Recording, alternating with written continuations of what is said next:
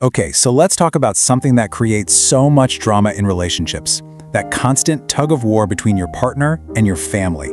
I mean, it is a classic conflict, right? It plays out in so many homes, so let's just get right into it. So let's just rip the Band-Aid off and ask the big question. Partner or family? Who's supposed to come first? You hear it all the time, right? Blood is thicker than water, or my partner is my future. But what happens when those two loyalties smash right into each other? It can feel like a totally impossible choice. Well, here's the thing. There isn't some simple, one-size-fits-all rule here. It's not about always picking one over the other. Not at all. A healthy relationship is really more of a balancing act, where the priority actually shifts depending on what's going on. To kick things off, there are absolutely times when your family of origin has to be the priority. We're talking about real emergencies here, like a sudden illness, a family crisis. It also includes those big responsibilities, like caring for an elderly parent. Any supportive partner is going to understand that in those moments, that isn't really a choice, it's a necessity.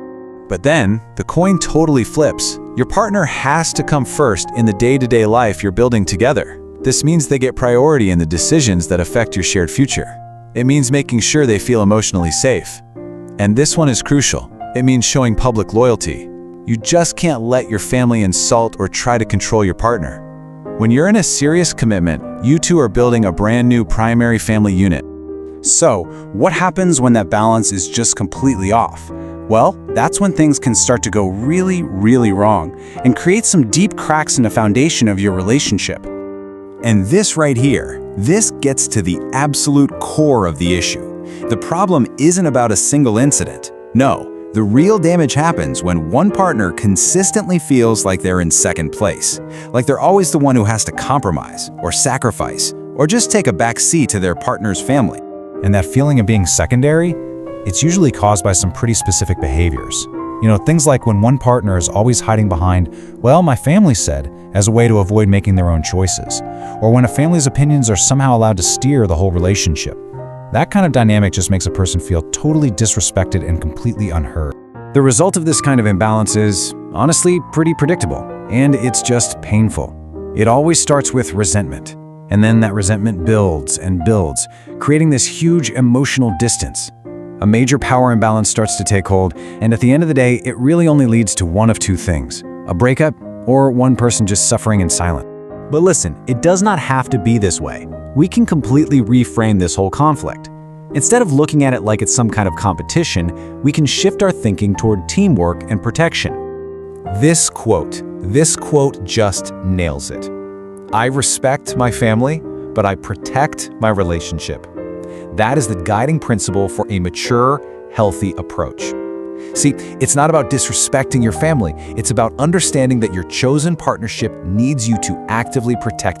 So what does that look like in real life? Well, a mature partner is someone who can set firm but loving boundaries with their family.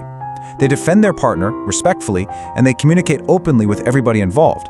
They never force a competition between the people they love. And this brings us to such a critical point. If we've been asking who comes first this whole time, we've been asking the wrong question. It's a question that sets up a battle where somebody has to lose. Asking these questions instead, this builds a much stronger foundation. Instead of who, let's ask how and are we. Questions like, are we as a team protecting each other? Are our boundaries with the outside world, including our families, are they clear and are they respected? And is the sacrifice in our relationship balanced? Or is one person doing all the giving? Okay, so let's pull all of this together and really look at the path forward from here. How do you actually apply this stuff in your own life? Well, a lot of it comes down to understanding what stage your relationship is in. See, when you're just dating, it's really all about finding that balance. Your family is important and your new partner is important. But once you move into a serious, long-term commitment, like marriage, that dynamic has to shift. Your partner becomes your new core family unit.